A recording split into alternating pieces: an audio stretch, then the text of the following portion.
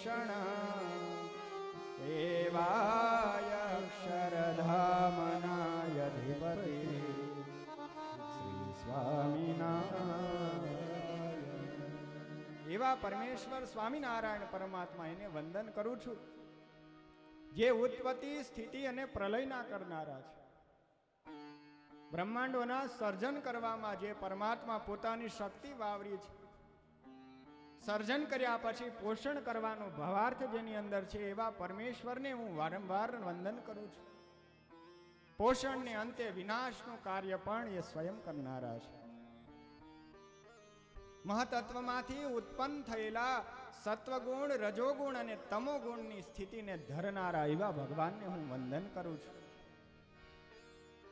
સત્યમ પરમ ધીમહિ. કોઈ પણ કાર્યની શરૂઆત મંગલાચરણથી થાય છે. મંગળ આચરણ કરવામાં આવે, મંગળ બની જાય છે. મંગળ થયા પછી કાર્યને આગળ ધપાવવામાં આવે ને એ કાર્ય હંમેશા સફળ ભાવ દર્શાવે છે. ભગવાનનો આદર કરી, ભગવાનનું સ્મરણ કરીને જ્યારે કાર્યની શરૂઆત કરવામાં આવે ત્યારે એ કાર્ય હંમેશા સિદ્ધ થાય છે. સિદ્ધિ અને ફળશ્રુતિ ત્યારે પ્રાપ્ત થાય. ભગવાનના નામોચ્ચારણ સાથે કહ્યું છે કે એવા પરમેશ્વર, આપણે ગોડ શબ્દ કહીએ છીએ, ગોડ વાસ્તવમાં શું છે? ઉત્પત્તિ, સ્થિતિ અને પ્રલય ત્રણ જ છે.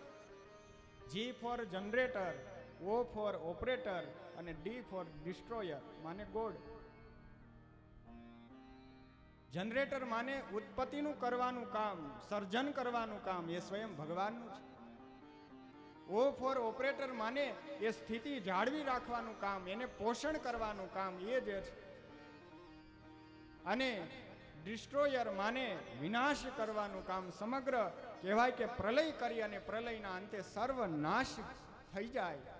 આ જે સ્થિતિનું કાર્ય, એ તમોગુણ રૂપી કાર્ય એ ભગવાન શિવ કરે છે. મહાકાલ સ્વરૂપ થઈ અને કાર્ય કરે ભગવાન વિષ્ણુ પરમાત્મા જે છે, પોષણ રૂપી કાર્ય કરે ને બ્રહ્માજી સૃષ્ટિને ઉત્પત્તિ કાર્ય કરે છે. પણ આ ત્રણ દેવો ક્યાંથી સર્જન છે? મહતત્વમાં. એ મહતત્વથી પર એવા સાક્ષાત પરમેશ્વર વિરાટ નારાયણને વિશેથી આ બધું આવ્યું છે. અને એ વિરાટ નારાયણને જે શક્તિ મળી, એ મહાપુરુષ રૂપી શક્તિને, એ મહાપુરુષ તો પરમાત્માના મુક્ત છે. અને એ મહાપુરુષ ભગવાન અનંત કોટી ઐશ્વર્ય સંપન્ન બ્રહ્માંડાધીશ્વર પરમેશ્વર આ જ ઉત્પત્તિ, સ્થિતિ અને પ્રલયના કરનારા છે. જે પૂર્ણ પુરુષોત્તમ છે, જે સદા સાકાર દિવ્ય સચ્ચિદાનંદ સત્ય સ્વરૂપ છે. આવા ભગવાન જ સ્વયં ઉત્પત્તિ, સ્થિતિ અને પ્રલયના કરનારા છે. છેલ્લો પ્રયાસ કેવળ માત્ર ભગવાનથી, પણ ભગવાને પોતાના કાર્યો વેચી આપ્યા છે. જેમ આવડું મોટું આયોજન, ધન્યવાદ છે ભગવાન શ્રી હરિના પરમ ભક્ત અમારે રાજેશભાઈ, લાલજી દાદા વગેરે, આ બધા ભક્તોના પ્રયાસો એવા છે. આવડું મોટું કાર્યમાં હરેક ભક્તોને થોડી થોડી સેવા આપી હોય. આવડા મોટા કાર્યને કરવા માટે જેમ એ કોઈ કાર્યની વહેંચણી કરવામાં આવે, એમ ભગવાને પણ પોતાના કાર્યની વહેંચણી કરી છે. પણ એનો અર્થ એ નથી કે ભગવાન કોઈ ક્રિયા કરતા નથી. ભગવાને આ જ કાર્ય કરનારા છે. ઉત્પત્તિ, સ્થિતિ અને પ્રલય જે પણ થાય છે એ પરમાત્માને આધીન થઈને થાય છે. માટે સત્ય સ્વરૂપ હોય તો એકમાત્ર ભગવાન છે. ખૂબ અદ્ભુત રીતે ભગવાનના મંગલાચરણનો ભાવ દર્શાવ્યો છે. આ સંસારમાંથી મુક્ત થવા માટે આ પ્રભુ સ્મરણ, સત્યમ પરમ ધીમહિ, એવા શરણે જવું પડે છે. સત્ય સ્વરૂપ પરમાત્માનો આશ્રય કર્યા પછી હંમેશા મુક્ત થવાય છે, નિર્ભય થવાય છે. સત્યવાન હંમેશા નિર્ભય હોય, કોઈનો ભય લાગે નહીં. ગમે તેવો વ્યક્તિ સામે આવી જાય પણ એને કોઈનો ભય લાગતો નથી. એનું ઉત્તમ ઉદાહરણ આપ સર્વ જાણો છે કે આપણા ગુરુવર સ્વરૂપ એ સત્ય સ્વરૂપનો આશરો કરી અને ભગવાન શ્રી હરિના અપર સિદ્ધાંતોની સાથે જ્યારે ધર્મનું વહન કરે છે, તો આ ધર્મના વહનની પૂર્ણ સામર્થ્ય શક્તિ બળે કરી અને કોઈથી પણ ભય પામવાની એમને જરૂર પડે નહીં. નિર્ભયપણું ક્યારે આવે? નિર્ભયપણું ત્યારે આવે કે જ્યારે સત્ય સ્વરૂપ તમે સ્વીકારો, સત્યને જાણો, સત્યનું અનુસંધાન રાખીને ચાલો. કોઈથી આ જગતમાં બીવાની જરૂર ન પડે. કાળ માયા પણ એની દાસ દાસી થઈને રહે છે. માટે એવા સત્ય સ્વરૂપ પરમાત્માનું અમે આરાધન સ્વરૂપ કરીએ છીએ. જે આ પરમાત્મા જગતને વિશે પોતાની સમગ્ર શક્તિઓના જોડે આ જગત અને વિશ્વની ઉત્પત્તિ, સ્થિતિ અને પ્રલયના કરનારા છે. જે આ પંચભૂત તત્વને ચલાવનારા છે. એવા પરમેશ્વરને વારંવાર ધ્યાન ધરીએ છીએ. ખૂબ અદ્ભુત રીતે ભાવ રજૂ કરતા થકા પ્રશ્ન પૂછાયા છે. સુત પુરાણીજી વગેરેની આગળ જે સ્વયં ભાવ દર્શાવાયો છે કે આ જીવોનું પરમ કલ્યાણનું સાધન કયું છે. ત્યાર પછી બીજો પ્રશ્ન કરવામાં આવ્યો કે વસુદેવને ત્યાં પ્રગટ ભગવાન કેવી રીતે આવ્યા એ કથા મને કહો.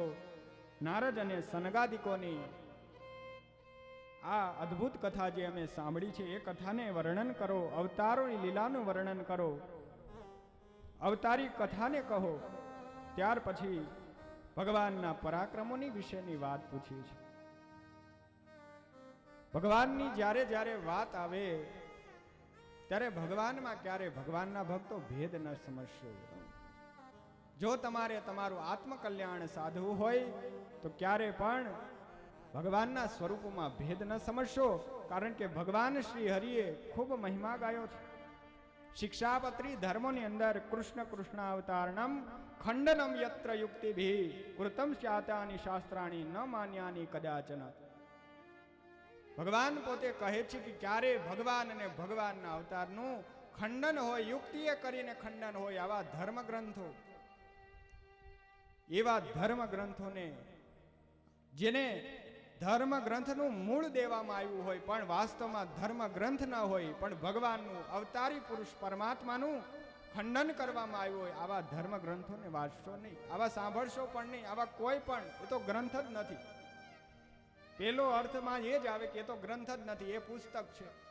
લાઇબ્રેરીમાં તમે જાઓ અને જ્યાં હજારો પુસ્તકો દેખાય ને એમ એના સમાન એ પુસ્તક છે. આવા પુસ્તકનો ક્યારેય આશરો ન કરશો જેમાં ભગવાનના અવતારનું ખંડન હોય. કારણ કે ભગવાનના ભક્તએ કેવું રહેવું જોઈએ તો એ પણ મહારાજે પાછળ પાછળ કહ્યું છે. કૃષ્ણ ભક્તે સ્વધર્માદા પતનમ યશ્ય વાક્યતઃ સ્યાતાની મુખાન વેશ્રવ્યા કથા વાર્તાશ્ય વા પ્રભુ. જેનો મહિમામાં ભગવાન વર્ણિત કર્યો કે જે ભગવાનની લીલા કથા શ્રવણ વગેરે ઇત્યાદિ કરતા આપણા મૂળ સ્વધર્મમાંથી પડી જવાય એના મુખ થકી કથા વાર્તા પણ એ ન સાંભળવી જોઈએ. જેનાથી આપણું પતન થાય, આપણા ધર્મનું પતન થાય, આપણી નિષ્ઠા, આપણી ઉપાસનાનું ખંડન થાય, એવી કોઈ પ્રકારની વાતને પણ શ્રવણ ન કરવી જોઈએ. ખૂબ અદ્ભુત મહિમા કહ્યું છે અને પ્રશ્નમાં કહ્યું છે કે આ લોકમાંથી ભગવાન વિદાય લીધા પછી શરણમ, ધર્મ કોના શરણે ગયો છે? ધર્મમ કિમ શરણમ વ્રજેત, ધર્મ કોનું શરણું સ્વીકાર્યું? આ વાતને અમને કહો. આ બધા પ્રશ્નો જ્યારે પૂછ્યા ત્યારે અદ્ભુત લીલાને વર્ણન કરતા થકા સ્વયં પોતે સૂત પુરાણીજી ભગવાનની આગળ આગળ કથા કહેવા લાગ્યા છે. ભગવાનની લીલા હંમેશને માટે ત્રણ પ્રકારે હોય છે. સર્વના નિયંતા રૂપ એવા નિયમન રૂપી લીલા હોય. ત્યાર પછી જગત વ્યાપી ભોગને ભોગવવા માટેની ભોગ લીલા હોય. અને આ જ પરમેશ્વરની લીલા જે અનેક રૂપે થઈ બહુરૂપી લીલાઓ હોય છે. ત્રણ પ્રકારે પરમાત્મા પોતાની લીલાઓ કરતા હોય છે. પ્રશ્ન પૂછાયા અને પ્રશ્નના નિરાકરણમાં સૂતજી પોતે વર્ણવિત કરતા કહે છે કે આ ભગવાને જે આ જગતની અંદર કાર્ય કર્યા છે, જગતના ઉત્થાન વગેરેના કાર્ય પરમાત્મા કરતા હોય, જગતના કલ્યાણના કાર્ય કરતા હોય. પરમાત્માની લીલા નિયમન રૂપે હોય ત્યારે સૃષ્ટિને ચલાવવા માટે જવાબદારી આપી અને જવાબદારીના અધિપતિ પોતે થઈ અને એ નિયમન કરતા હોય. ભરી બજારની અંદર મોટો હાથી બજારમાંથી પસાર થતો હોય પણ એ હાથી માથે કોઈ મહાવત જ્યારે અસવારી થાય ત્યારે નાના એવા અંકુશથી મોટા એવા હાથીને પણ અંકુશ કરી લે છે. જો મહાવત માથે ન હોય તો એ હાથી ગાંડો થાય અને બજારમાં ભમવા લાગે, કેટલાય લોકોને કચડી નાખે. જે મહાવત માથે બેઠો છે એના પર કેવળ એક પોતાનો પગ મૂકી દે ને તો ત્યાં એનું પ્રાણ પંખેડું ઉડી જાય. પણ એ નિયમન માટે બેઠો છે. એમ ભગવાન પણ આપણા સર્વના નિયમન માટે માથે બેઠા છે. એ જે ભગવાનની લીલા એ નિયમન રૂપી લીલા છે. ત્યાર પછી આ પરમાત્માની ભોગ ભોગવવા માટે કહેવાય છે. પણ એ ભોગ લીલા કેવી હોય કે મનુષ્યના જેવી હોતી નથી. આ પરમાત્મા અહીંયા આવે, આપણા ભક્તિભાવનો સ્વીકાર કરે, આપણે ભગવાનને માટે પૂજાના ઉપચારો લઈ જઈએ, ભગવાનને માટે ભોજન લઈ જઈએ, વસ્ત્રો પદાર્થો લઈ જઈએ, તો આ લોકના માહિક પદાર્થો ભગવાન ગ્રહણ કરે છે. પણ એ જગતના જીવના સુખને અર્થે ભગવાન ગ્રહણ કરે છે. આપણું રૂડું થાય એટલા માટે ગ્રહણ કરે છે, માટે એ ભોગ લીલા કહેવાય છે. પણ એનો અર્થ એ નથી કે ભગવાનને એમાં આસક્તિ છે. ભગવાનને એ પદાર્થોમાં ક્યારે આસક્તિ હોતી જ નથી. નિર્ગુણ પરમેશ્વર છે.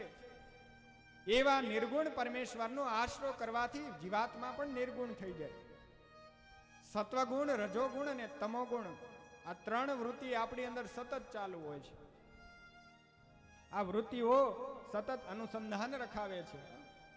સત્વગુણ જ્યારે જાગૃત થાય ત્યારે પ્રભુનું આરાધન કરવાની ઈચ્છા થાય છે, ભજન કરી લેવાનું, તપ કરી લેવાનું, વ્રત કરવાની ઈચ્છાઓ થાય છે. સત્વગુણનો ભાવ છે સાત્વિક આહારો.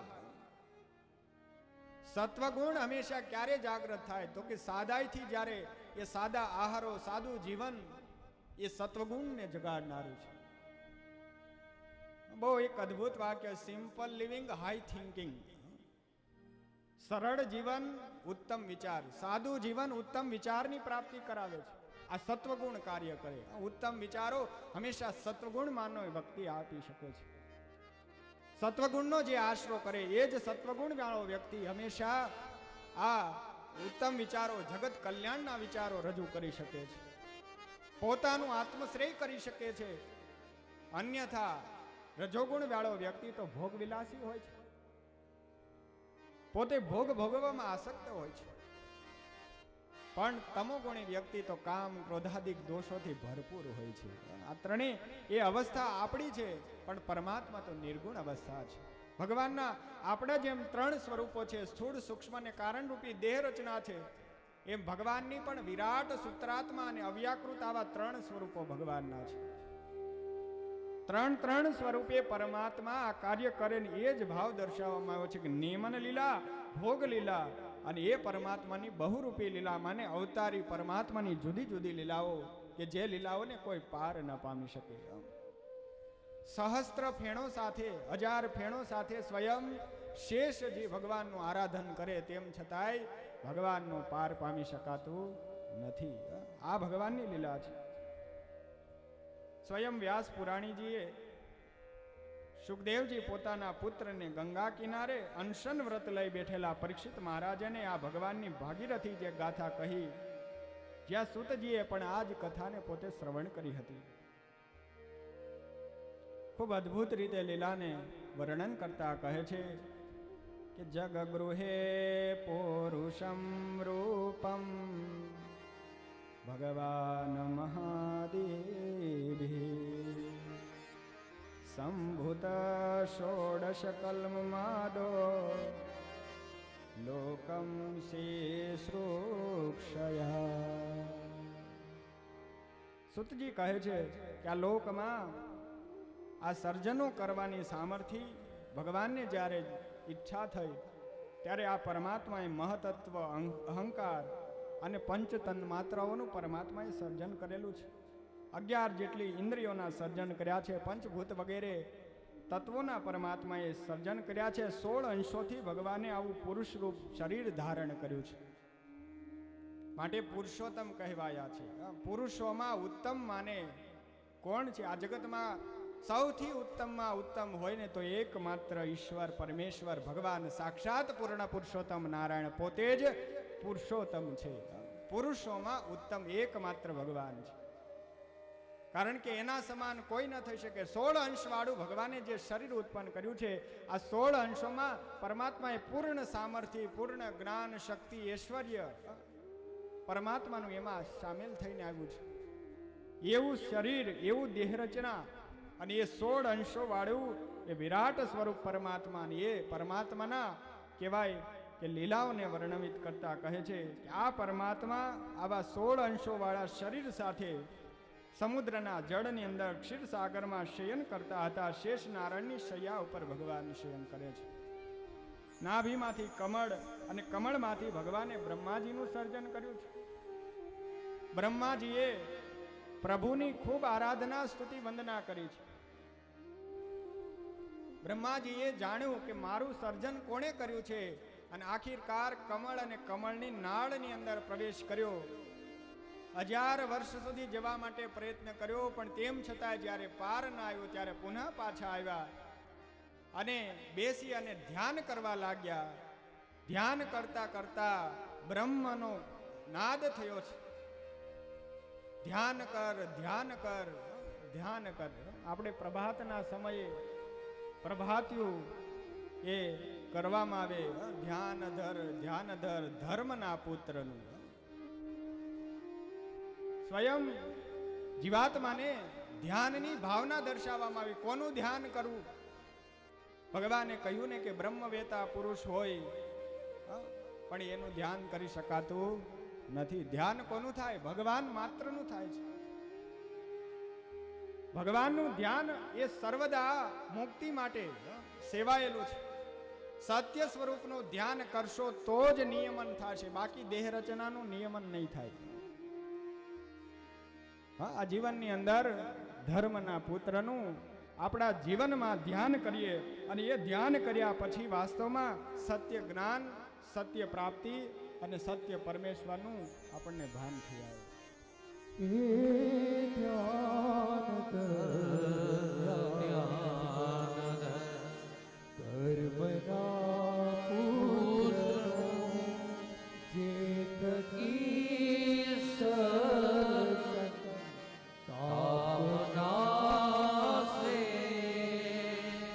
કોટી રવિ ચંદ્રની કાંતિ જાખી કરે એવા તારા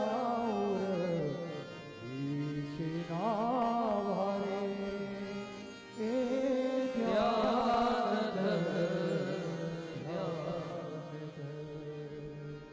ભગવાનનું ધ્યાન કરવાનો ભાવ રહ્યો. ધ્યાન કરતા કહ્યું છે, તપ કરવાની કહ્યું છે. ધ્યાનમાં કહેવામાં આવ્યું તપ કર ને તપ જ્યારે 100 વર્ષનું કર્યું ત્યારે તપશ્ચર્યાના પ્રભાવે સ્વયં પરમાત્મા 16 અંશો વાળા દેહ સાથે ભગવાન પ્રગટ થયા છે. બ્રહ્માજીએ પરમાત્માની સ્તુતિ ભાવના રજૂ કરી છે.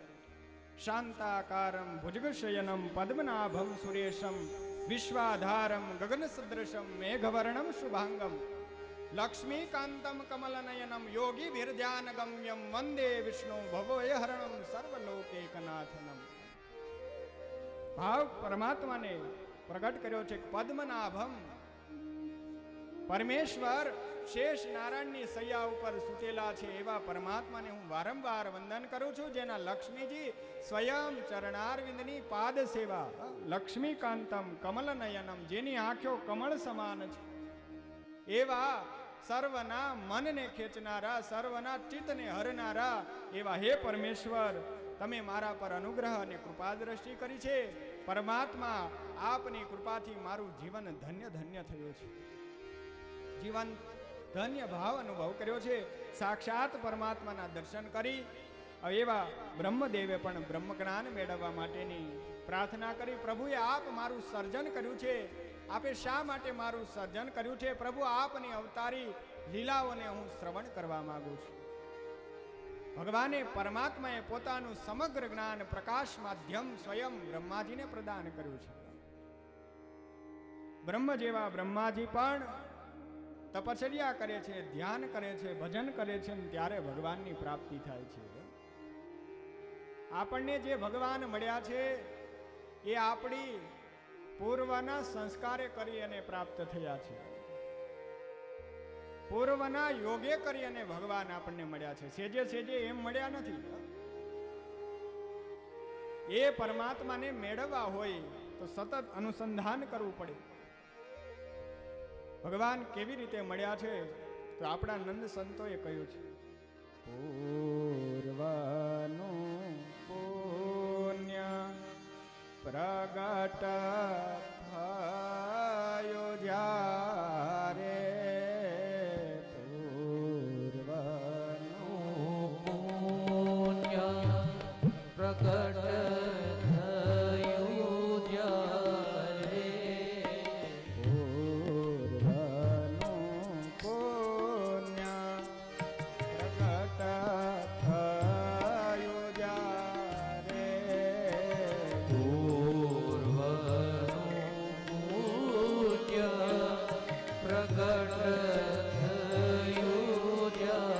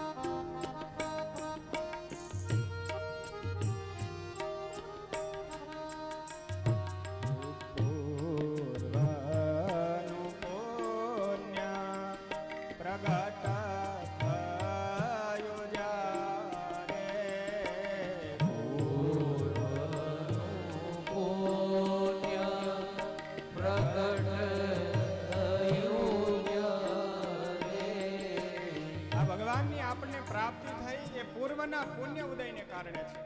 બ્રહ્માજીના પણ પુણ્ય ઉદય થયા છે તપશ્ચર્યાના પ્રભાવે, ત્યારે ભગવાન મળ્યા છે. એટલા માટે આ પરમેશ્વરની પ્રાપ્તિ માટે બતાવ્યું છે. જે બ્રહ્માજીએ સ્તુતિ અને પ્રાર્થના કરીને કહ્યું હતું કે કમલ નયનમ યોગી વીર ધ્યાન ગમ્યમ, યોગી અને મહાપુરુષો જેના સ્વરૂપને સતત ધ્યાન કરતા રહે છે એવા પરમેશ્વરનું અમે આરાધન કરીએ છીએ. એ સાક્ષાત સ્વરૂપનું અમે સેવન કરીએ છીએ. એ પરમાત્માનું ધ્યાન, એ સ્વરૂપ કમલ નયનમ જે કહ્યું એ ભાવ દર્શાવ્યો છે.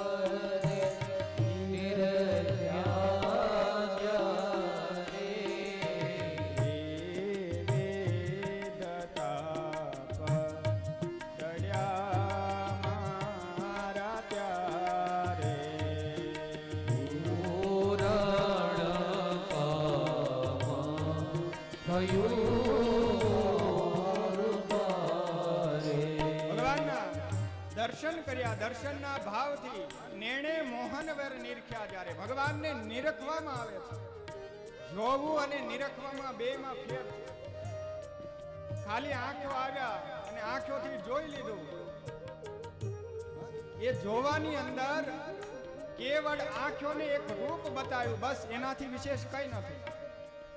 પણ નિરખવું માને હૃદય ભરી અને ચિત્તની વૃત્તિઓની સાથે આંખોની અંદર એ સ્વરૂપને કંડારી લેવું, એ જે ભાવ, એવો ભાવ કે એ પરમેશ્વરને જ્યારે નિરખી લઈએ ત્યારે પૂર્ણ કામ થઈ જાય, કામનાઓની તૃપ્તિ થઈ જાય, કોઈ જાતનું એને જીવનની અંદર એક કાર્ય બાકી ન રહે, તમામ કામનાઓની પૂર્તિ કરવાની સામર્થ્ય એ રૂપને જોયા પછી છે. આ જગતનું સર્વશ્રેષ્ઠ રૂપ હોય તો એ ભગવાનનું રૂપ છે. માટે એવા સ્વરૂપને મનન કરતા, ચિંતન કરતા જ્યારે નિરખવામાં આવે ને એ નિરખ્યા પછી એના પૂર્ણ કામ થયું ત્યારે માટે એ પરમાત્મા આપણને મળ્યા પછી આપણા ત્રિવિધ તાપ હરાઈ જાય, આધિ વ્યાધિ ઉપાધિ ત્રણેય પરમાત્મા, આધિ દેવિક, આધિ ભૌતિક, આ જગતની જે કર્મ સંબંધી વાસનાઓ, આ બધા પીડાઓને ભગવાન પોતે હરી લેનારા છે. એવા દયાળુ પરમેશ્વર એ જ્યારે બ્રહ્માજીને મળ્યા ત્યારે બ્રહ્માજીના પણ પૂર્વ સુકૃત ઉદય થયા હતા. એટલા માટે તો એ ભાવ દર્શાવતા આપણને પણ એ મળ્યા છે. પરમેશ્વર સાક્ષાત નારાયણ, સચ્ચિદાનંદ સત્ય સ્વરૂપ, અક્ષરધામના મધ્યમાં વિરાજમાન એવા સદા પૂર્ણ પુરુષોત્તમ નારાયણ એ મળ્યા ક્યારે? તો કે એ પરમાત્મા મળ્યા પૂર્વના સુકૃત ઉદય. પૂર્વનું પુણ્ય પ્રગટ થયો જ્યારે, પૂર્વનું પુણ્ય પ્રગટ થયું જ્યારે, સ્વામી નારાયણ મળ્યા ત્યારે, સ્વામી નારાયણ મળ્યા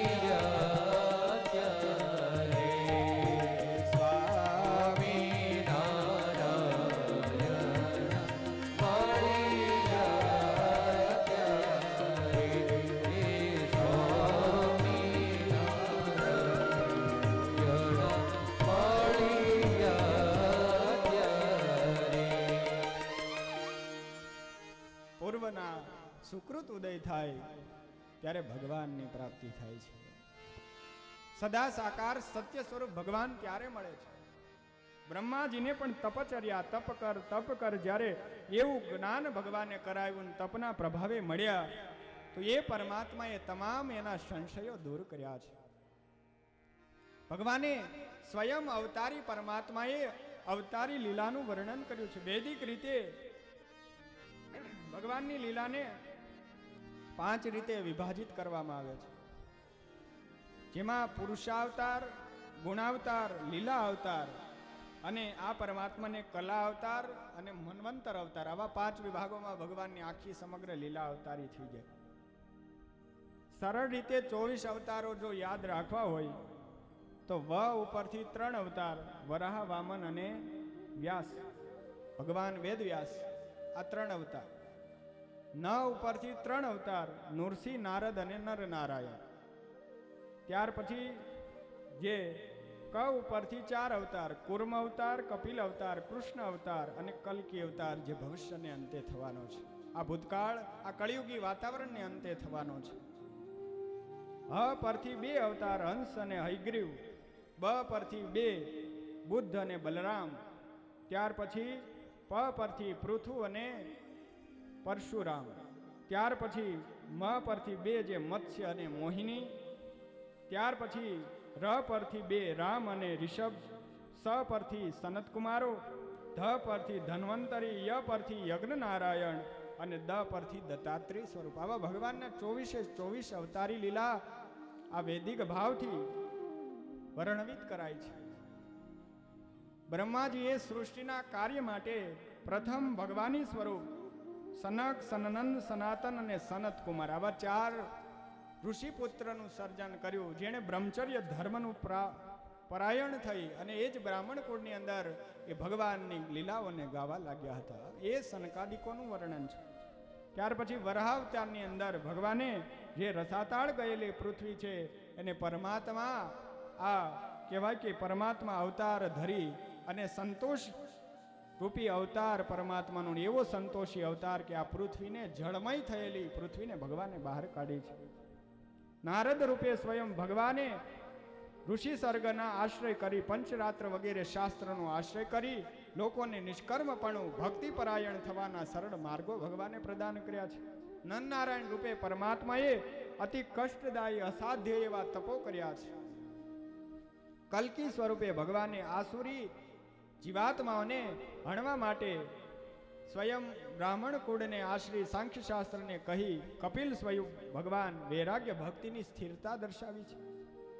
ત્યાર પછી દત્તાત્રેય અવતારની અંદર અત્રિ અને અનસૂયાની પ્રાર્થનાથી પુત્ર રૂપે ભગવાને અવતરિત થયા હતા. યજ્ઞ નારાયણ રૂપે ઋષિ નામના પ્રજાપતિને ત્યાં આકૃતિ દેવી થકી સ્વયંભૂ મન્વંતરની અંદર ધર્મ પાલન ભગવાને કર્યું હતું. ઋષભદેવ સ્વરૂપે ભગવાને નાભી રાજા મેરુદેવીને ત્યાં જન્મ લીધો હતો. પરમહંસોને રાહ પૂરી છે, ધીરજ આપવાનું કામ ભગવાને કર્યું હતું. ત્યાર પછી પૃથુ સ્વરૂપે ભગવાને ઋષિઓની માંગણી ઉપર આ ઔષધિઓના કાર્ય માટે, સર્વ વસ્તુઓનું રક્ષણ માટે સ્વયં ભગવાને પૃથુ સ્વરૂપ અવતારી કરી અને પૃથુ રાજાએ આ ભક્તિ ધર્મના પાલનની અંદર સ્વયં સર્વ વસ્તુઓ માટે થઈ ગાય રૂપી દોહન કર્યું હતું.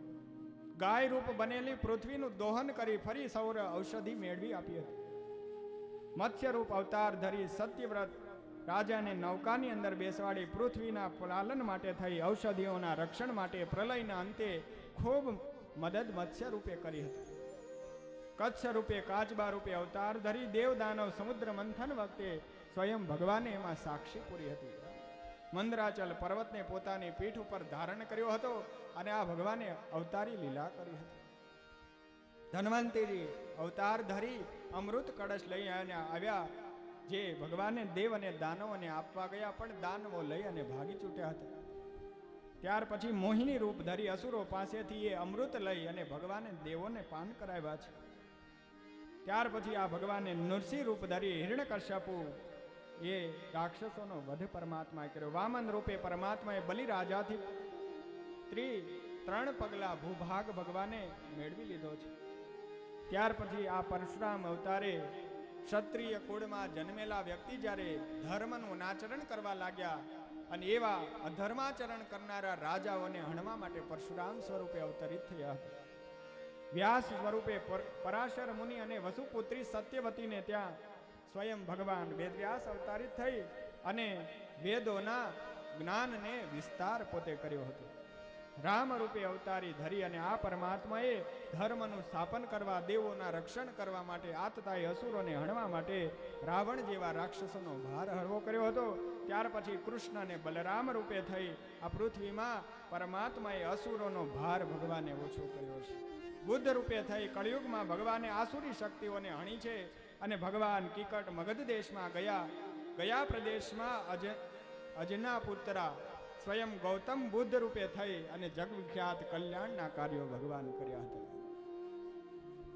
હરિ અને હંસ રૂપે હયગ્રીવ રૂપે પરમાત્માએ ધર્મ રક્ષાના કાર્ય કર્યા છે. ધર્મ અને મનુ વ્યવસ્વત મન્વંતરની અંદર કાર્ય પરમાત્માએ કર્યા. કલ્કી રૂપ અવતાર ધરી જે પરમાત્મા વિષ્ણુ યશ નામના બ્રાહ્મણને ત્યાં સંભલપુરની અંદર જન્મ મેળવી અને કળિયુગની અંદર અસુરી આતતાઈ અધર્મયોનો નાશ કરવા ખુલ્લી તલવારે ભગવાન વિચરણ કરવાના છે. અવતારી લીલાની ખૂબ અદ્ભુત રીતે વર્ણન કર્યું છે.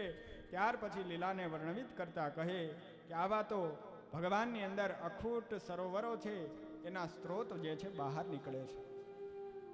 હજારો પ્રવાહ જેમ એક સરોવરમાંથી બહાર નીકળે એમ નાના નાના ઝરણા રૂપે આવા અવતારી પરમાત્માની લીલા છે. એક એક અવતારો સત્વગુણોના ભરાયેલા છે અને એવા સત્વગુણ માયેલા શ્રી હરિ અસંખ્ય અવતારો ધરી અને જગતનું કલ્યાણ કરનારા છે. ભગવાનના ગુણ કેટલા ગાઈએ, એટલા માટે શ્લોકોના ભાવ રજૂ કરતા કહે છે ઇતિ બ્રુવાણ સંસ્કૃતય મુનિનામ દીર્ઘ સત્રિણામ વૃદ્ધ કુલપતિ સૂતમ બહુવૃચ શોનકો બ્રવી. શુદ્ધ ભાવ રજૂ થાય. ઇતિ બ્રુવાણ, શા માટે કહેવું પડ્યું કે આ ભગવાનના અવતારો અસંખ્ય છે કારણ કે એ પરમાત્માનું વર્ણન કરવા જઈએ તો કોઈ પાર ના આવે. ભગવાનના અસંખ્ય નામો છે. 1000 ફેણો વાળા શેષ નાગ જો મહિમાથી ગાઈ ન શકતા હોય, 1000 ફેણોથી ભગવાનનું નામોચ્ચારણ કરવા છતાં નામનો અંત ન આવતો હોય, તો વિચાર કરો એ પરમાત્માના કેટલા અસંખ્ય અવતારો છે. અનંત અવતારોથી સંપન્ન એ ભગવાન છે. એટલા માટે આપણે ત્યાં ગવાય છે, હરિ તારા નામ છે 1000, કિયા નામ લખવી કંકોતરી.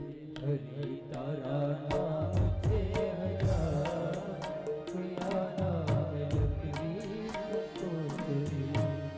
રોજ રોજ બદલે મુકામ, કયા નામ લખવી કંકોતરી. રોજ રોજ બદલે મુકામ, કયા નામ લખવી કંકોતરી.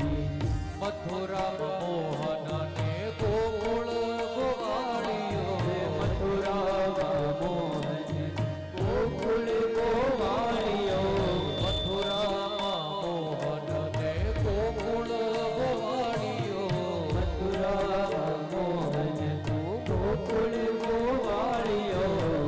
દ્વારિકામાં રાય રણ છોડ, કયા નામ લખવી કંકોતરી.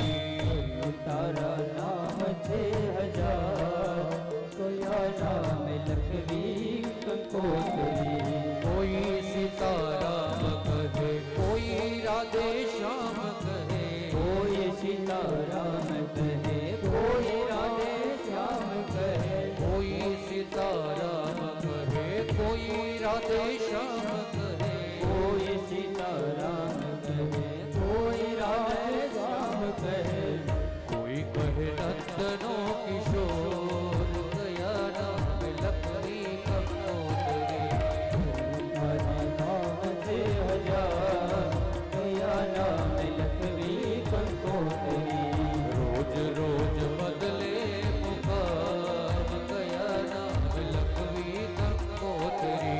રોજ રોજ બદલે મુકામ, કયા નામ લખવી કંકોતરી. કયા નામ લખવી કંકોતરી. કયા નામ લખવી કંકોતરી. કયા નામ લખવી કંકોતરી. કયા નામ લખવી કંકોતરી. ભગવાનના અસંખ્ય નામો છે, અસંખ્ય અવતારી પરમાત્મા, લીલા ગુણ ઐશ્વર્ય શક્તિઓથી સંપન્ન ભગવાન છે. એટલે માટે ઇતિ બ્રુવાણ, નેતિ નેતિ શા માટે એ વેદો પુકારી જાય?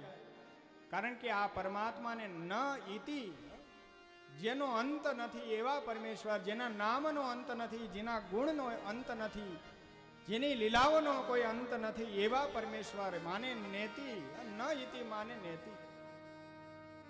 કારણ કે અંતમાં એમ જ કહી દેવું પડે કે હે પરમેશ્વર, તમારા અસંખ્ય નામો છે, અને એ અસંખ્ય નામોમાંથી હે અનંત નામધારી એવા અનંત પ્રભુ, આપને હું વારંવાર નમસ્કાર કરું છું. છેલ્લે અંત કહેવું પડે, અનંત છે. એટલા માટે ભગવાનના અનેક નામોમાં એક નામ છે અનંત, અગણિત અપાર છે. નામનો કોઈ પાર ના આવે. જે નામ ગાવા જઈએ એ અપાર મહિમા સાથે અપાર લીલા ગુણ ઐશ્વર્ય એમાં જોડાયેલા છે. ખૂબ અદ્ભુત રીતે ગાથાને કહેતા થકા સ્વયં વ્યાસજી કહે છે કે સ્વયં શૌનકાદિક ઋષિમુનિઓને આ જ્યારે કથા સ્વયં વર્ણવિત થઈ રહી હતી, ત્યારે શૌનકાદિક ઋષિમુનિઓએ સુતપુરાણી કહ્યું, હે સુતપુરાણીજી, તમે મહાભાગ્યશાળી છો. તમે આવી પવિત્ર ગાથા સ્વયં સુખદેવજીની પાસેથી સાંભળી, આવી ગાથા અમે સાંભળવા માંગીએ છીએ, માટે અમારા પર કૃપા કરો. ખૂબ ભાવ રજૂ કર્યો છે. આ કથા કયા કયા યુગની અંદર કયા કયા સ્થળે થઈ હતી, અને આ ભગવાનની ભાગીરથી ગાથા વ્યાસજીએ શા માટે રચના કરી, આ બધા જ અમારા પ્રશ્નોનું નિરાકરણ કરો. આ ગાથાનો પ્રચાર કેવી રીતે થયો, પરીક્ષિત રાજાને શાપ કેવી રીતે થયો, આ બધી જ લીલાઓને અમને સંવાદ કરી બતાવો. જ્યારે અતિ ભાવ વિભોર થઈ અને ભાવ રજૂ કર્યો છે, ત્યારે અતિ ભાવ વિભોરથી જ્યારે ભગવાનની કથા કહેવા લાગ્યા, અને એ જ સમયે સ્વયં શ્રીમદ ભાગવત સંહિતા રૂપી ગાથા જે બ્રહ્માજીને સ્વયં પૂર્ણ જ્ઞાન આપ્યું, એ પૂર્ણ જ્ઞાન બ્રહ્માજીએ જે પ્રાપ્ત કર્યું છે, એ બ્રહ્માજીનું જ્ઞાન સ્વયં શ્રીમદ ભાગવત સંહિતાના રૂપમાં નિર્માણ થયું છે. બ્રહ્મ જ્ઞાન હતું. અને એ બ્રહ્મ જ્ઞાન જે છે એ બ્રહ્માજીએ સ્વયં પરાશર જેવા ઋષિ મુનિઓને આપ્યું. પરાશર ઋષિ એ સ્વયં નારદજીને આપ્યું, નારદજીએ સ્વયં વ્યાસ પુત્ર વગેરેને આપ્યું. આ બ્રહ્મ જ્ઞાન જે ભાગવત સંહિતાના રૂપમાં થયું હતું. બ્રહ્માજીને વેદરૂપી જ્ઞાન હતું, વેદ મળ્યા, વેદોનું જ્ઞાન થયું. ને એ બ્રહ્માજીએ જે ભગવાન વેદવ્યાસને જે જ્ઞાન અપાયું ને, એ જ્ઞાન ભાગવત સંહિતાના રૂપમાં જ્ઞાન છે, જે પ્રગટ થયેલી જ્ઞાન સંહિતા છે. જ્ઞાન પ્રગટ જ્યારે થઈ આવે ત્યારે એને કોઈ જાતના સંશય વિકાર રહેતા નથી. તમામ એના સંકલ્પ વિકલ્પો શાંત થઈ જાય, મનની અવસ્થાઓ શાંત થઈ જાય છે. લીલાને વર્ણવિત કરતા સુતજી કહે છે કે હે સાંભળો, સુત સુખદેવજી મહારાજ ગુરુવર સ્વરૂપ, એમને તો લાખો લાખો વંદન છે. કારણ કે વ્યાસ પુત્ર એવા સ્વયં સુખદેવ ગૃહસ્થાશ્રમીના ઘરે ગાય દોહવાના સમય પૂરતા પણ પોતે રોકાતા નથી, સતત પરિભ્રમણ કરનારા છે. એવા જ્યારે ગાયો દોવાના સમય માટે પણ નથી રોકાયા. આમ જ્યારે કહ્યું ત્યારે શૌનકાદિક ઋષિ મુનિઓએ કહ્યું કે જે વ્યાસજી એમના પુત્ર સુખદેવજી જે છે ગાયો દોવાના સમય પૂરતા પણ એ કોઈના ગ્રહસ્થાશ્રમીના ઘેર રોકાતા નથી. એ 7 દિવસ માટે જે પરીક્ષિત રાજા પાસે રોકાઈ ગયા અને ભિક્ષાના ભાવથી રોકાતા જે નથી, એવા કેવી રીતે રોકાયા? કથા કહેવા માટે શા માટે રોકાયા? આ ભાવ અમને રજૂ કરો. પરીક્ષિત શા માટે શાપિત થયા? ગંગા કિનારે શા માટે બેઠા? આવા ઇત્યાદિક અનેક જ્યારે પ્રશ્ન કર્યા ને, ત્યારે એ પ્રશ્નોના અવતારી લીલાને વર્ણવિત કરી અને એ પછી સુત પુરાણી જે છે આ પ્રશ્નોના નિરાકરણ કરવા લાગ્યા છે. ભગવાન ખૂબ દયાળુ છે. અને એ લીલામાં કહેતા થકા સ્વયં સુત પુરાણીજી મહર્ષિ સ્વરૂપ વેદવ્યાસ ભગવાનની કથા કહેવા લાગ્યા છે.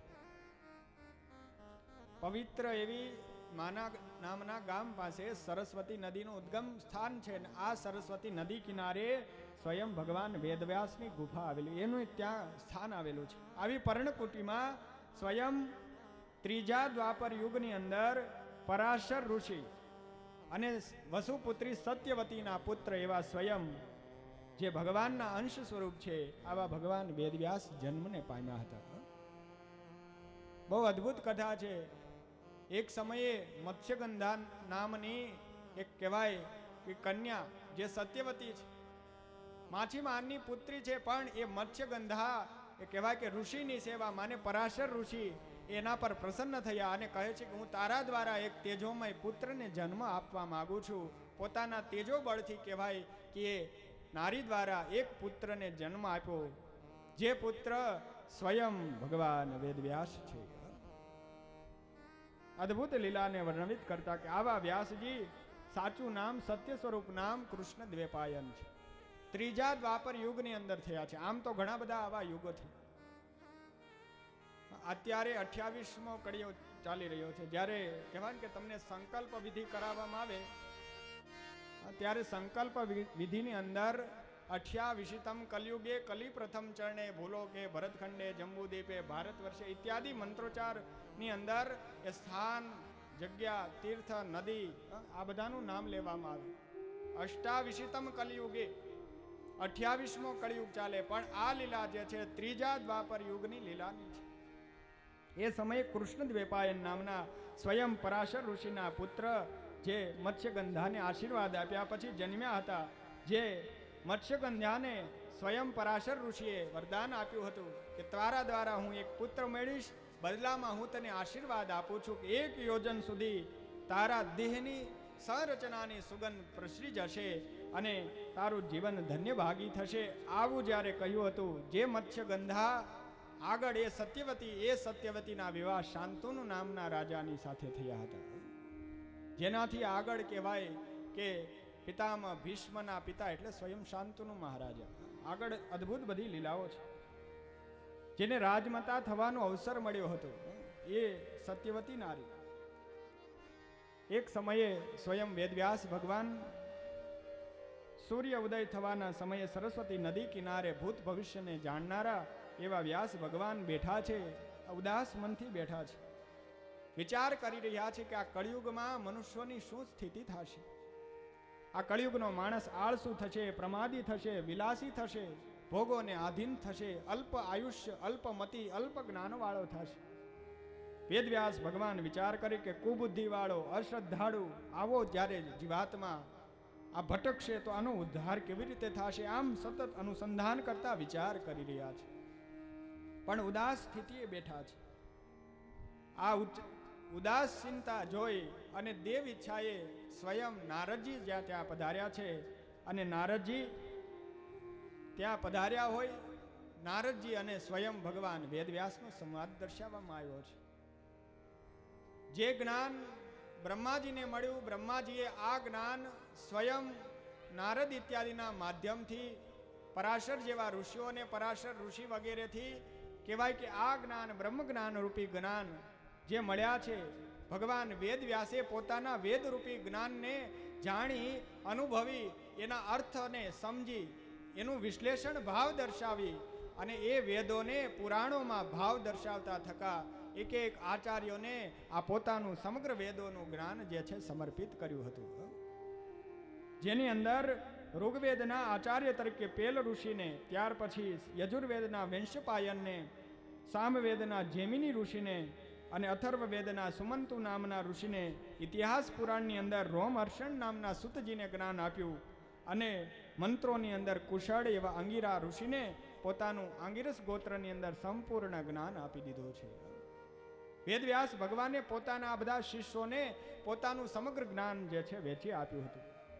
ઉદાસ સ્થિતિએ બેઠેલા વ્યાસજી પાસે નારદજી આવ્યા છે. નારદજી પૂછે છે કે હે વ્યાસજી, હે મહાત્મન, પધારો, પરસ્પર ભાવ દર્શાવો છો, વિવેક બુદ્ધિથી એકબીજાના સન્માનો કર્યા છે. કહે છે કે આપ કેમ અહીં ઉદાસ બેઠા છો? વ્યાસજીની ઉદાસીનતા જોઈ નારદજી કહેવા લાગ્યા છે કે આપનું આમ ઉદાસીનપણું યોગ્ય નથી. આપ તો કલા અવતાર છો, ભગવાનના અવતાર છો, માટે આપ આ અવતારી લીલાને ગ્રહણ કરનારા આપે આટલું બ્રહ્મ જ્ઞાન પ્રકાશિત કર્યું છે, માટે હવે આપે ઉદાસ રહેવાની જરૂર નથી. વ્યાસજી કહે કે આટલા પુરાણોની રચના કર્યા પછી, શિષ્યોને જ્ઞાન આપ્યા પછી પણ મારું ઉદાસીનતા ટળતી નથી. નારદજી કહે છે કે હે પ્રભુ, આપનો જે અવતાર થયો છે એ અવતારી કાર્ય આપે કર્યું નથી. પ્રેમ રસાયણ ગ્રંથનું કાર્ય જે આપે કરવું જોઈએ એ કાર્ય હજી આપે કર્યું નથી. એક અદ્ભુત સંહિતા રૂપી રચના આપ કરો. જ્યારે નારદજીએ આ વાતને કહી રહ્યા હતા ત્યારે નારદજી બ્રહ્મ જ્ઞાન કરાવવા માટે થઈ અને સ્વયં પોતાના જીવન ચરિત્રની વાત કહેવા લાગ્યા છે.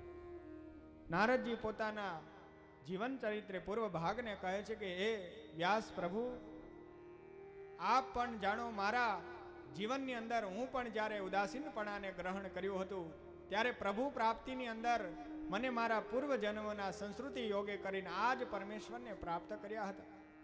આપ પણ આજે ઉદાસીન થયા છો, આપ પણ પ્રભુ આરાધન કરો અને પ્રેમ રસાયણ નિર્માણ કરો, લીલાઓની અંદર એ રચના કરો. પૂર્વનું જીવન સ્વયં નારદજી પોતે કહેવા લાગ્યા છે. નારદજી કહે કે પૂર્વ જન્મની અંદર ઉપબરહણ નામનો હું જે છે ગાંધર્વ હતો, જે બ્રહ્માના શ્રાપથી શુદ્ર યોનિમાં હું જન્મ પામ્યો હતો. શુદ્ર યોનિમાં મારો જન્મ થયો, જ્યાં કહેવાય કે કલાવતી અને કલાવતી નામની મારી માતા સાથે હું રહેતો હતો અને દ્રુમિલ વગેરે મારા પિતાશ્રીને ત્યાં હું જન્મ પામ્યો. પિતાની હયાતી નહીં, માતા જે છે લોકોના ઘરકામ કરી કરી અને મારું જીવન પોષણ કરનારા હતા.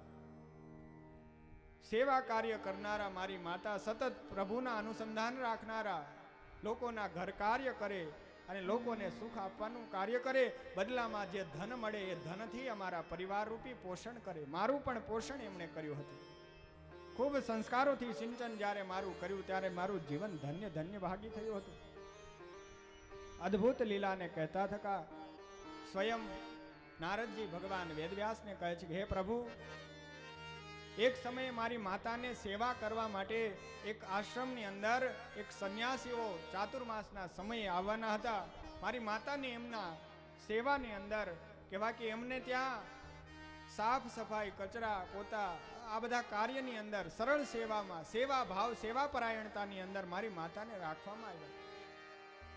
મારી માતા રોજ સેવા કરે, હું રોજ મારી માતા સાથે જાઉં અને ચાતુર્માસના એવા સમયે રોજ મારી માતા પાસે હું સાથે જતો અને એ સંન્યાસી સાધુ પુરુષો જે છે મને પ્રસાદ દેતા. પ્રસાદના ભાવથી હું રોજ મંદિરે જવા લાગ્યો, ભગવાનનું આરાધન કરવા લાગ્યો. ધીમે ધીમે કરી અને એ સત્પુરુષોની વાતો મને શ્રવણમાં મળી અને એ સત્પુરુષોની વાતોથી મારું જીવન પલટાઈ ગયું. મારું દેહ રચના આખી પલટાઈ ગઈ, કારણ કે મને એવું બ્રહ્મ જ્ઞાન થવા લાગ્યું કે પ્રભુનું આરાધન કરવું જોઈએ. આખિરકાર ચાતુર્માસ જ્યારે સમાપ્ત થયો ત્યારે એ સંન્યાસીઓ જતા હતા. મેં પણ મારી માતાની પાસે રજા માંગી અને હું પણ એ સંન્યાસી સાથે જ્યારે ચાલવા તૈયાર થયો ત્યારે સંન્યાસી પુરુષો કહે છે કે હે વ્યક્તિ, હે બાળક, અત્યારે તું તારી માતાનું પોષણ કર, તારી માતાની સેવા કર. અત્યારે અમે તને સાથે લઈ જઈ શકીએ એમ નથી, માટે તું સેવા કર. કારણ કે તારા માતાની સાથે કોઈ નથી, પિતાની હયાતી નથી, માટે તારી માતાની તું સેવા ધર્મ નિભાવ. રડતા રડતા કહ્યું કે બસ મારે તમારી સાથે આવવું છે, મને પણ તમારી સાથે લઈ જાઓ અને મુક્તિ પ્રદાન કરવાનું, આ મોક્ષ રૂપી જીવનને ધન્ય બનાવવા માટેનું મને સૌભાગ્ય પ્રદાન કરો. સંન્યાસી પુરુષોએ મનાઈ કરી, પણ સંન્યાસી પુરુષોએ મને મંત્ર ઉપદેશ કર્યા હતા. જતી વેળાએ મંત્ર ઉપદેશ કર્યા. જ્યારે મંત્ર ઉપદેશને હું કરવા લાગ્યો, ભજન કરવા લાગ્યો, ભજન કરતા કરતા કહેવાય કે મારો દેહ પડી ગયો. આખિરકાર દેહ પડી ગયા પછી પુનઃ ભગવાને તપ કરવા માટે એવું પંચ ભૌતિક દેહ મળ્યો અને એવા દેહ કરી હું તપ કરવા લાગ્યો. તપ કરતા કરતા હે વ્યાસ પ્રભુ સાંભળો, આવા તપના પ્રભાવે મેં 100 વર્ષ સુધી પ્રભુની આરાધના કરી. પ્રભુએ કૃપા આપી અને પ્રભુ કૃપાએ આખિરકાર બ્રહ્માજીના ખોડામાં જ જન્મ મને મળ્યો અને હું સ્વયં આ પ્રભુનું આરાધન લીલાને કરનારો સ્વયં આજે નારદ મહર્ષિના રૂપમાં જગ વિખ્યાત થયો છું. પૂર્વ જન્મની આખી લીલા કહી છે કે સંતોની સાથે હેત થયું, માટે કહે છે કે સદશાસ્ત્રોના સેવનથી, સત્પુરુષોના સંગથી જેમાં હેત થશે એવા ગુણ આવશે. કોની સાથે આપણને હેત થાય એ જોવું જરૂરી છે. અતિ હેત થશે પણ સાચું હેત થશે તો સત્ય વસ્તુનો મિલાપ કરાવશે. ભગવાનનો મિલાપ સત્ય વ્યક્તિ કરાવી શકે. સાચા વ્યક્તિ, નારદજીને સંતો મળ્યા તો નારદજીને ભગવાન મળ્યા, મંત્ર ઉપદેશ મળ્યો. માટે હેત કોની સાથે કરાવવું? ધન સાથે, પુત્ર પરિવાર સાથે? છેલ્લા સમયે આ બધા જ કહેવાય ને કે બંધનો છે. વૃક્ષનો નાશ એમનેમ ન થાય, એનું મૂળ કપાય છે એટલે વૃક્ષ નાશ પામી જાય. જેટલા મૂળ તમે આ ધરતી પર ફેલાવશો એ વાસના રૂપી મૂળ છેલ્લા સમયે તમને નડતર રૂપ થવાના છે. મુક્ત થવું છે પણ મુક્ત નહીં થવાય. માટે મુક્તિનો માર્ગ એવો છે કે હરેક મૂળ તરફથી, હરેક આસક્તિઓ તરફથી પોતાનું મન પાછું ખેંચી અને એવું સ્વરૂપ આપો કે એ સ્વરૂપમાં જ તમામ રસોની પૂર્તિ થઈ જાય, તમામ વાસના ભાવ કામનાઓની ત્યાં જ પૂર્તિ થઈ જાય. એટલે ભગવાન વારે વારે એ જે વર્ણવિત કરતા કહેતા ને કે આપણા પંચ વિષયો જગત સંબંધી નહીં પણ ભગવાન સંબંધી થવાનો પ્રયત્ન કરવો. આંખનું કામ છે રૂપ જોવાનું, એને જગતના રૂપ દેખાડશો તો એ સતત એમાં ભ્રમિત થઈને ભ્રમા જ કરશે. જ્યારે પ્રભુ આરાધન કરવા બેસશો ત્યારે પણ જગત દેખાડશે, તો એને એવું દુનિયાનું સર્વશ્રેષ્ઠ રૂપ આપો કે એ આંખ બીજે ક્યાંય જાય જ નહીં. એને ભગવાનનું એવું રૂપ આપી દો કે આ જ સર્વશ્રેષ્ઠ છે, બસ આનાથી આંખને જોવાનો જે નિયમ છે રૂપ જોવાનો, એ રૂપ જોઈને જ એ પ્રસન્ન થાય, પછી અન્ય થાય ક્યારે અન્ય જાય નહીં. કાનને સાંભળવાની ટેવ છે, શબ્દ મેળવવાની, તો શબ્દ એને ભગવાનની લીલામાં સમર્પિત કરી દો. ભગવાનના લીલાઓનું શ્રવણ કરો અને આવી લીલા, ભગવાનના ગુણ, કીર્તન, ગુણાનુવાદ, આવું જ જ્યારે શ્રવણ સતત કરવામાં આવે ત્યારે આ કાનને જે શબ્દ સાંભળવાની ઈચ્છા છે એ કેવળ ભગવાન સંબંધી જ હશે, અન્ય કોઈ નહીં હોય. જીહવા જીભને હરિગુણમાં લીન કરી દો. આ સુગંધને ભગવાનની વિશે સમર્પિત કરો. એક એક જ્ઞાનેન્દ્રિયને તમે ભગવાન સંબંધી અનુભવ કરાવો. શબ્દ, સ્પર્શ, રૂપ, રસ અને ગંધ આવી પંચ તન્માત્રાઓને ભગવાનનો જ યોગ કરાવો. સત્પુરુષોનો યોગ કરાવો, ધર્મશાસ્ત્રોનો યોગ કરાવો, તો એ ક્યારે ભટકશે નહીં. જો ભટકવું ના હોય તો આ આશરો જરૂરી છે. કોઈ કહે કે મંદિરે જવાથી શું થાય, તો આ મંદિર જવાથી આ નારદજીના પૂર્વ જીવનમાંથી વાત મળે છે. નારદજીને સત્પુરુષ મળ્યા અને સત્પુરુષથી ભગવાનનો મંત્ર મળ્યો. ભગવાનના મંત્રથી નારદજીને પ્રભુની પ્રાપ્તિ થઈ હતી. પ્રભુની પ્રાપ્તિ કરવા માટે પણ મંદિરના સ્થાને મંદિરે જઈએ, ભગવાનના દર્શન કરીએ. આંખે રૂપ જોયું, દુનિયાનું સર્વશ્રેષ્ઠ રૂપ માને ભગવાનનું રૂપ, સત્ય સ્વરૂપ સાકાર સચ્ચિદાનંદ પરમેશ્વરનું રૂપ જોયું. આંખનો વિષય છે રૂપ જોવાનો, એણે રૂપ જોયું ભગવાનનું, માને વિષય થયો ભગવાન સંબંધી. મંદિરમાં થોડી વાર બેઠા, ભગવાનનું નામ શ્રવણ કરવા મળ્યું, માને શબ્દ થયો ભગવાનનો, પંચ વિષય થયો ભગવાન સંબંધી. ભગવાનનો પ્રસાદ મળ્યો, જીભને રસ મળ્યો ભગવાનની પ્રસાદનો, રસના ઇન્દ્રિય બની ભગવાન સંબંધી. ભગવાનના પુષ્પનો સ્પર્શ કરો, ભગવાનના વસ્ત્રનો સ્પર્શ થયો, ભગવાનના ભક્તનો, સત્પુરુષોનો વગેરેનો, ગુરુદેવનો સ્પર્શ થયો. આ જે બધા સ્પર્શો થયા એ બધા મંદિરે જવાથી ભગવાન સંબંધી સ્પર્શ અનુભૂતિ કરાવે છે. બજારના ગલ્લે દુકાને બેસવાથી પંચ વિષયો ક્યારે ભગવાન સંબંધી નહીં થાય. જો ભગવાન સંબંધી કરવા હોય તો દેવના દ્વારે જવું પડે, ભગવાનના આશ્રય જવાથી. કોઈ વ્યક્તિએ કહ્યું કે ધન્ય છે આ પથ્થરને કે જે મંદિર ગયો અને ભગવાન થઈ ગયો. આ માણસ રોજ મંદિરે જાય છે પણ એની અંદર હજી ભગવાનના જેવા ગુણ આવ્યા નથી. ભગવાનની અંદર જે ગુણ આવવા જોઈએ આ માણસ હજી સુધી માણસ ન થયો. કારણ કે મંદિર ગયા પછી પણ દેવ દર્શન કરતા જગતના રૂપ કુરૂપ, જગતની વાતો, જગતના વિચારો, નિંદા ટીકા, ગ્રામ્ય વાર્તાઓ આવું બધું શ્રવણ કરે. મંદિરે ગયા પછી પણ પ્રભુનું આરાધન નથી કરી શકતો. માટે ભગવાન સંબંધી ક્યારે થશે? ભગવાન સંબંધી જો કરવા હોય તો સતત પ્રભુના જોગમાં, સત્શાસ્ત્રના જોગમાં, સત્પુરુષોના જોગમાં રહો. નારદજીનું જીવન પલટાઈ ગયું. સ્વયં કહેવાય કે એવા નારદજી જે છે, ઋષિ મુનિઓએ જે મંત્ર આપ્યો હતો એ મંત્રનો ભાવ દર્શાવ્યો છે કે નમો ભગવતે તુભ્યમ વાસુદેવાય ધીમહિ પ્રદ્યુમ્નાય નિરુદ્ધાય નમઃ શંકર્ષણાય ચ. કેવો અદ્ભુત મંત્ર આપ્યો. આવા મંત્રના પ્રભાવથી નારદજી જે છે ભગવાનની પ્રાપ્તિ કરી. પ્રેમ લક્ષણા ભક્તિ કરતા કરતા ભગવાનના સ્વયં બ્રહ્માજીના ખોડામાંથી જેનું સર્જન થયું એવા પુત્ર રૂપે મારું પ્રાપ્તિ થઈ. આપ પણ આવી પ્રાપ્તિ કરો. વ્યાસ ભગવાનને આખિરકાર પોતાની અંદર જ બ્રહ્મ જ્ઞાનનો પ્રકાશ થયો. નારદજીના જ્ઞાનથી પોતાનું પૂર્ણ જ્ઞાન પ્રકાશિત થયું અને જે ગ્રંથ લખવાની કેવા કે શરૂઆત કરી એ ભાગવત સંહિતા રૂપી ગાથા. બ્રહ્મ જ્ઞાન કરાવ્યું. નારદજી જેવા ઋષિ મળી જાય તો વ્યાસ ભગવાનને પણ જ્ઞાન જગાડે, ધ્રુવ જેવા ભક્તને પણ જગાડે. માટે કોનો આશરો સ્વીકારો છો અનિવાર્ય છે. ધર્મના પાલન કરનારા જ ધર્મનું આચરણ કરાવી શકે. એક ગામની અંદર ભગવાનની ભાગીરથી કથા હતી. એટલે વક્તાજી જે છે પોતે કહેવાય ને કે બધાને ચાતુર્માસના વિશેષ ધર્મ નિયમ કહેતા હતા. એમાં કોઈ વ્યક્તિએ આવી અને કહેવાય કે પોથી પર રીંગણા મૂક્યા. વ્યાસજી પોતે કહેતા હતા, વક્તા પોતે લીલામાં કહેતા હતા કે અત્યારે ચાતુર્માસ ચાલે છે, ભાઈઓ આપણે જે છે રીંગણા ખાવા એ ન જો.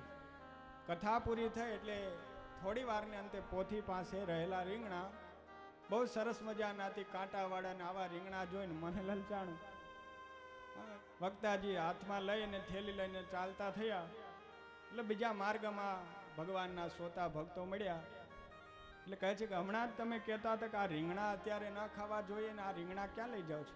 કહે છે ઘરે લઈ જાઉં છું, આનું આજે સરસ મજાનું ભરેલું શાક બનાવીને ખાવાનું છે. કહે છે કે આ ધર્મ નિયમ હમણાં જ તમે કહ્યા ને? કહે છે એ તો પોથીના રીંગણા છે, પોથીના રીંગણા ખાવામાં દોષ લાગે નહીં. આચરણ અનિવાર્ય છે, સત્પુરુષોનો સંગ અનિવાર્ય છે, કોની પાસે આશ્રય કરો છો એ બહુ અનિવાર્ય છે. ધર્મ અને સદગ્રંથો સત્પુરુષોનો આશ્રય હંમેશા ભગવાનમાં જોડનારો છે. વ્યાસ ભગવાને જે રચના કરી છે આ ભાગવત સંહિતા રૂપી રચના કરી હતી.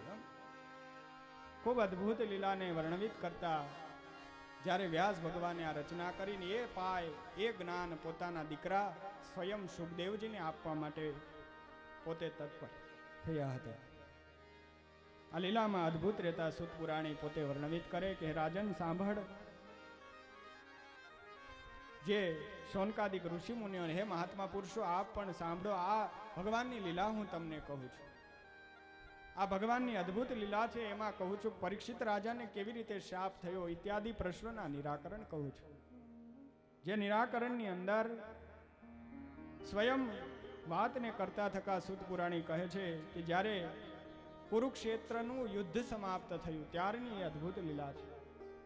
કુરુક્ષેત્રના યુદ્ધ સમાપ્ત થયા પછી ભીમસેન દ્વારા દુર્યોધનના ગદાના પ્રહારોથી એ સાથળોને ભાંગી નાખવામાં આવ્યા હતા અને કાદવની અંદર લોહીથી રક્તથી ખરડાયેલો દુર્યોધન કાદવમાં પડ્યો છે. યમુનાના ધરામાં જે બેસી અને સ્તંભન વિદ્યાથી પોતે જે છે એ જળને સ્થિર કર્યું હતું. ભગવાનના કહેવાથી ધર્મરાજ યુધિષ્ઠિરે સ્તંભન વિદ્યાને તોડી એને જગાડ્યો અને યુદ્ધ કર્યું છે. અને યુદ્ધની સાથે ભીમસેને એને પરાસ્ત કર્યો હતો.